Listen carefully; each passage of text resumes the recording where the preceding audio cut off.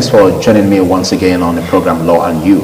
On the program, we treat issues as regards the law and we throw light into some concepts that may be blurred to some of the viewers. Today's topic, we are looking at political parties, campaigns, and funding, and what has it got to do with keeping to the campaigns, the legal framework as established by the Electoral Act and also by the Electoral Umpire. How compliant are the politicians in keeping to the rules or the laws that governs campaigns and funding? Joining me on this topic is the constitutional lawyer, Notary Public of Nigeria, Adams Aliyu. And Adams Aliyu is joining me on this as the constitutional lawyer and Notary Public of Nigeria, and also the former senior special advisor to the Edo State Governor on legal matters, Adams Aliyu. Thanks for joining me, Adams. Thank you very much, moderator. Good day, viewers. Nice to be with you. My name is Philip Omo-Gyupo. We'll take a short break.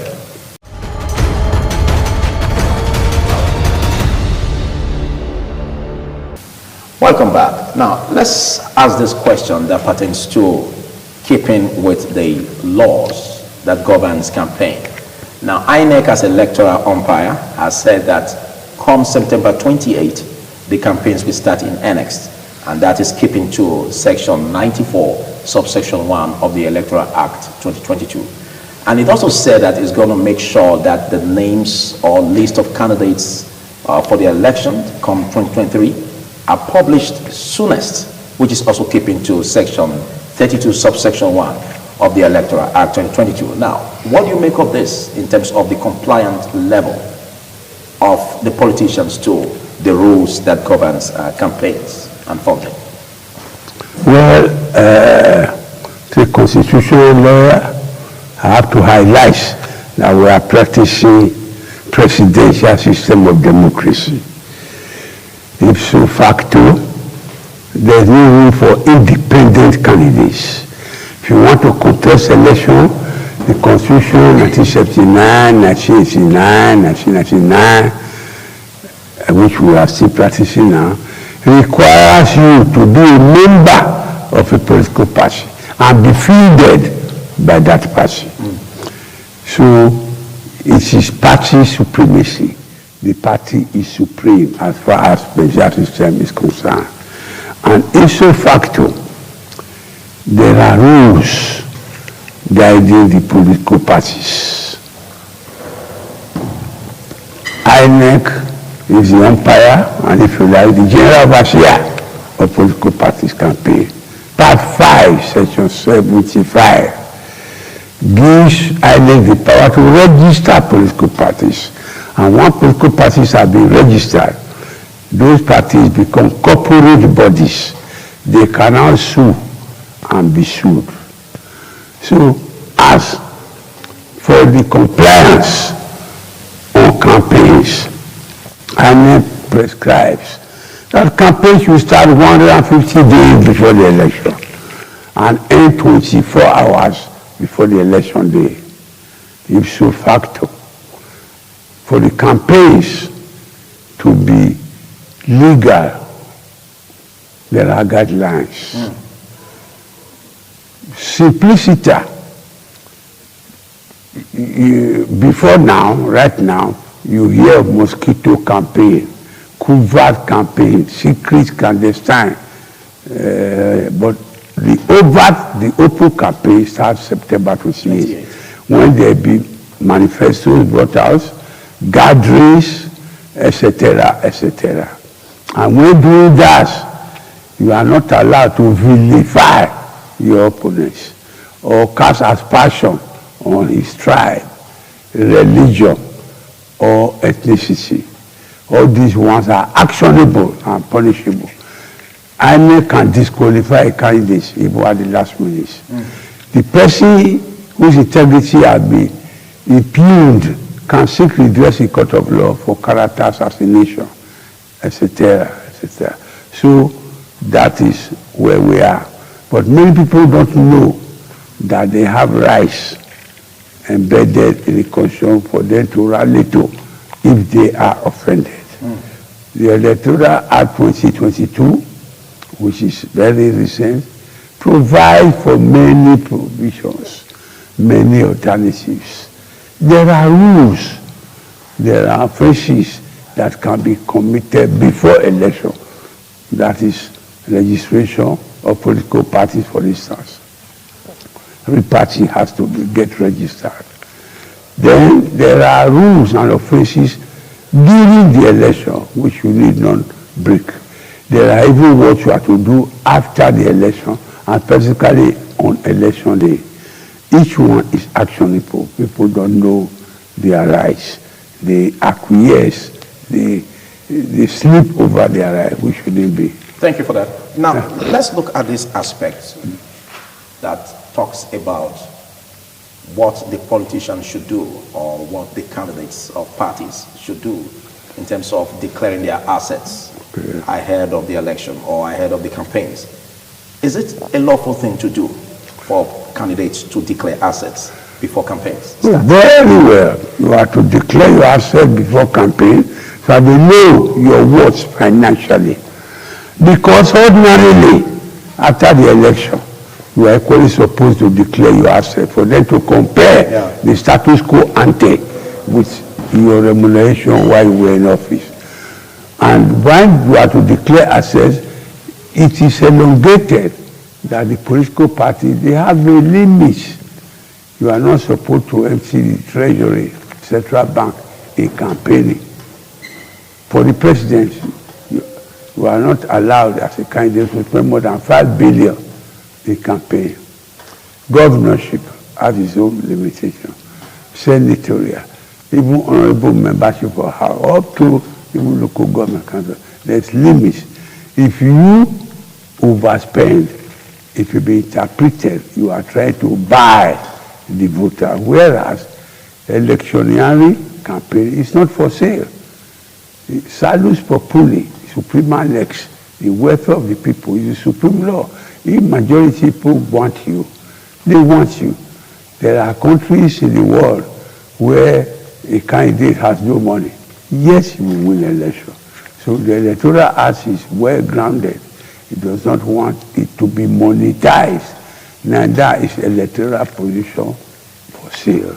Why I ask that question is because Nigerians are bothered, or some Nigerians are bothered about the fact that the law seems not to be catching up with them, and most especially as it pertains to, declaring assets. Now, there are a lot of politicians that really don't concur with this.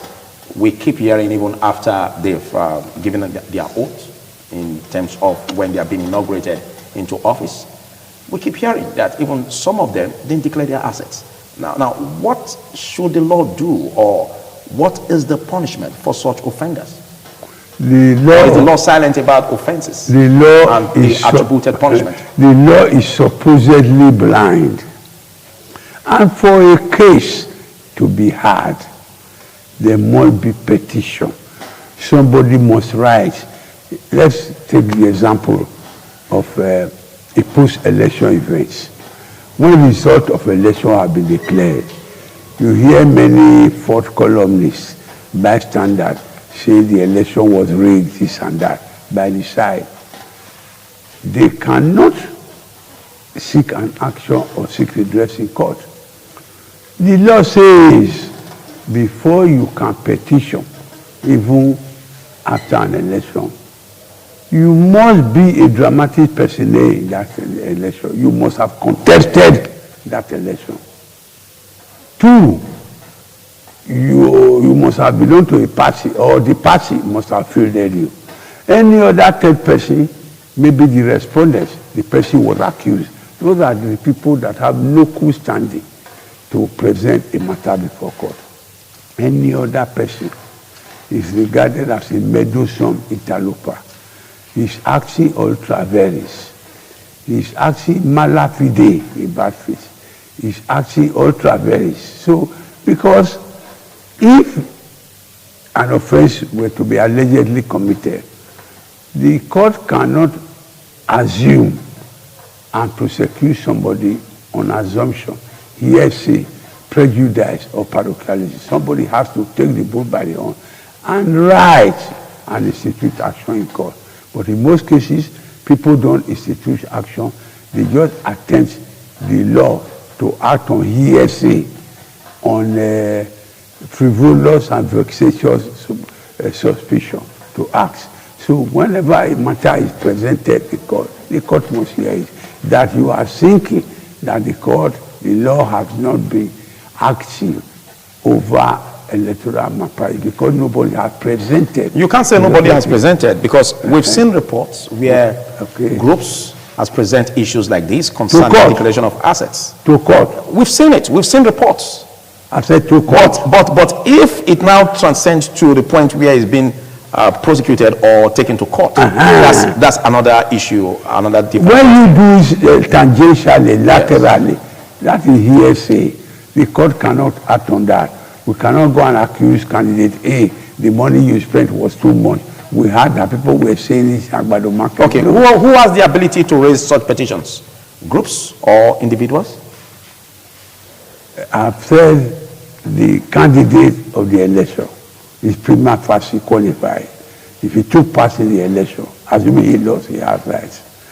The political party that have been registered as per section 85, if a political party is registered by INEC, it becomes a corporate body. Okay. It can now sue and be sued. It's those ones that have the local standing. Okay, what about groups like the SERAP, Socio-Economic Rights and Accountability Project? Are they registered? Of course, yes. Are the body corporate before the law?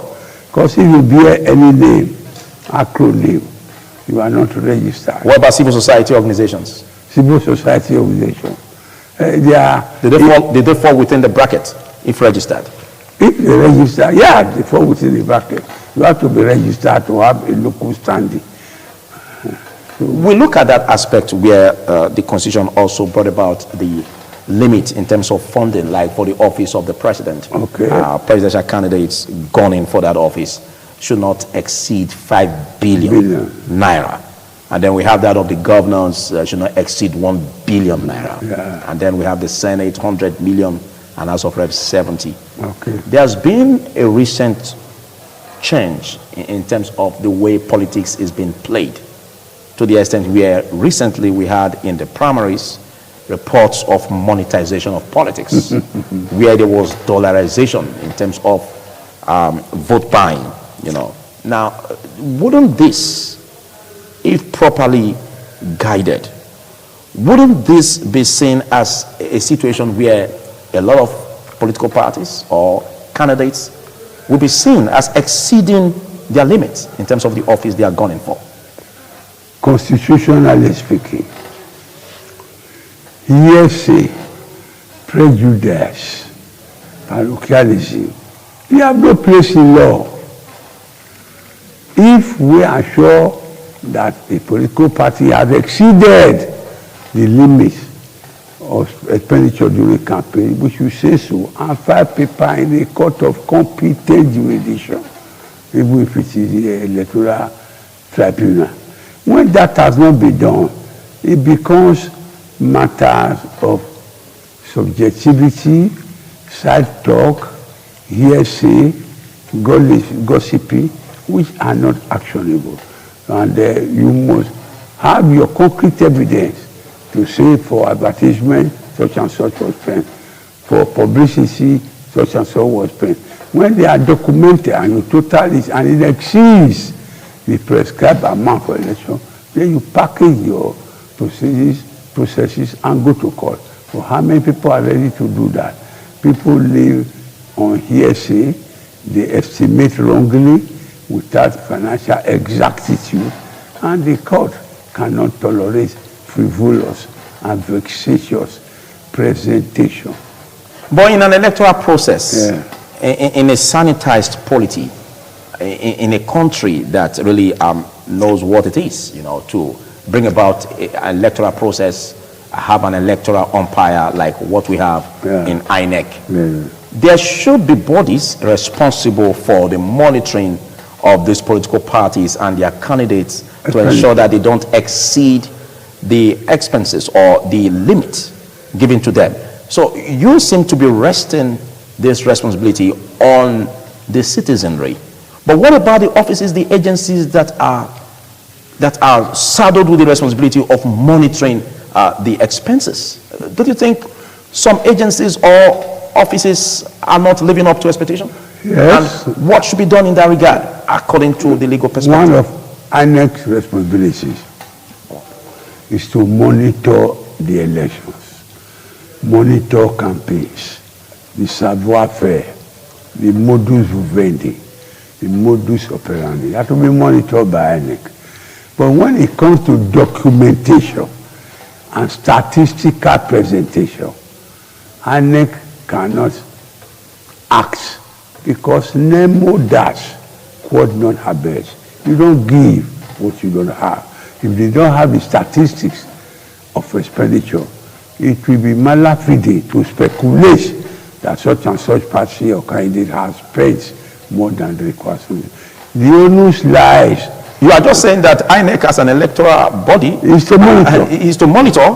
But again, if they don't do this, you know, it will now go along. Their monitor is limited. Have they access to the expenditure? If you sleep in hotel, if you print posters, if you campaign, if you hire buses, if you pay for television advert, INEC. As long as it's their responsibility, are they not supposed to have access to all of this? Or what do you think could be responsible for these setbacks at the point or in respect It of is the political as an electoral parties, body? the buck stops with the political parties. Once they spend anything, in fact, political parties' account is being audited by INEC, and it's supposed to be audited by INEC.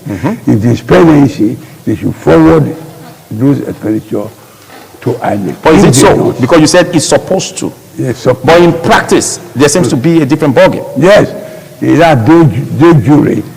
According to law, they're supposed to forward their expenses to INEC. So in a But case, they don't. in a case where INEC as the electoral body is failing in its duties, whose responsibility or what body is responsible, you know, to look into that and make corrections or punishment for such offenses? The person that has local standing, that is registered, can now Raise it up as a petition. Yes, and charge INEC as a part of the accused person. Like the political parties, for instance. Political party, for instance. Civil society organizations Yeah, are registered as public bodies. The onus lies with them. And when you are now charging people, INEC will one of those charged among the persons, the individual, the political party, and INEC as a body. It's done. Okay, in case you're just joining us, it's Law and You, and I've been discussing with the legal practitioner, Adams Aliyu, who is also a constitutional lawyer, Notary Public of Nigeria, former senior special advisor to the Edo State governor on legal matters, not on financial matters. No, only on legal matters. Now, let the pendulum swing to the electorate. Okay. Let's look at this monetization again in our politics that started, no, not really started, but let's just say that was heightened in the primaries of parties recently. And there are insinuations being raised that this would dovetail in elections. And not only insinuations, we've seen practical examples, you know, of this playing out, even in Ekiti election, where vote buying was reported as the order of the day. Now, what body is responsible, again, to monitor the offenses committed or to monitor the process to ensure that the voters don't sell their votes, and to ensure that party candidates or their parties don't really buy votes? What body is responsible in all of this? When campaign starts, the commissioner of police in every state is under the direction of INEC and direction of the government to ensure security and social welfare during the campaigns. Then you try to talk of dollarization or monetization during campaigns. The constitutional lawyer, it is in the realm of hearsay, which is frivolous, unsubstantiated. You've said that a number of times, but let's look at the Has body there responsible. been premium Did you say cases? it's the police that should monitor this? Because in polling units, we basically see policemen, and Supposedly. are they just to stand or to monitor the process If they and to ensure monitor, that arrest then is they have made to report. on anyone that offends or that tends to breach Have you the facts provisions of the and law? figures of booth A in such and such a town? Mr. John was giving money to Mrs. Jane to go and vote for such a person and pay it. Has it been concretized?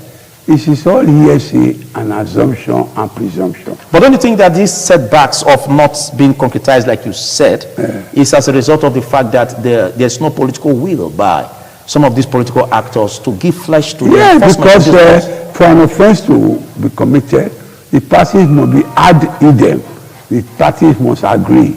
If they agree, the giver and the taker, although they are vicariously liable, but the likelihood of the matter going to court is very brief because both of them have committed consensus ad idem.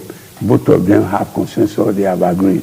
It is if one disagrees that he now raises alarm that this such and such a person is trying to bribe me, coerce me, or use other method to force me to vote for a given party. Even the voter, you are not expected to raise up your ballot paper for people to see which party you voted for. It's a secret ballot, and anything done to prevent it from being secret is actionable. It's a secret ballot. Nobody's supposed to be by you. If anybody is by you, trying to tell the guide or monitor you, you complain. I said, but we hardly see this. And I said, the court is like a blind person. It is videlus ex credulus, vide to see, credulus believe. It is if it sees that it can believe, it cannot act on hearsay. How do we improve on our electoral process? By virtue of strengthening the laws to make them work, to make the system make sense to a position where we can shall say get there. that the laws are working. How do we strengthen that? We shall get Because there. you seem to say Before now, you seem to say that matter. there should be petitions. You seem to Yeah. say that someone is not petitioning. Now, how should it work to make it systemic? Consciousness, political alertness, political maturity. When people now know that what touches all should be approved by all, if you are involved, then you institute an action. We shall get there. Political enlightenment is better. Yesteryears, everything was manual, but now it's computer. When you are voting in a place, immediately you vote, is registered, it is beamed to all other stations, and all other bodies are recording it simultaneously. So we shall get there. Let us be optimistic, because the court is an unbiased umpire. Okay. Okay, let's look at, before we wrap up, let's look at the aspect of punishment. Now, when it comes to vote buying, for instance, Yeah. or when it comes to the aspect of campaigning exceeding the limits by politicians for their various offices that they are really campaigning for, what do you see as good enough in terms of punishment for such offenders that may be seen breaching the provisions of the Constitution as regards that? Oh, very, very well. Punishments have dual purpose. To make the offender know that he has acted or transgressed above his power, and two, to serve a deterrent to others so that there be no repeat performance. So there should be jail time without options of fines? Or are there jail terms The with options of fines, or how is circumstances it obtainable? of electoral malpractice offences, they are not impari material, meaning that they are not the same in every circumstance. Okay. It's not impari material. The circumstances differ. Just like, let me say, murder, quote and unquote. If one was to kill someone, then it's regarded a prima facie murder. But when there are circumstantial, there are prima facie, there are direct evidence, it could be manslaughter. All right. If the person did this in an attempt to safeguard himself or if it was done via provocation, or use it as defense. So the secondaries are not a pari material. Okay. I must thank you. I must thank you for taking our time to be part of this discussion. Well, it's been Law and You, and this is where we call it a wrap. Don't forget to join us same time next week for a fresh edition of Law and You. My name is Philip Omogyukun. Goodbye.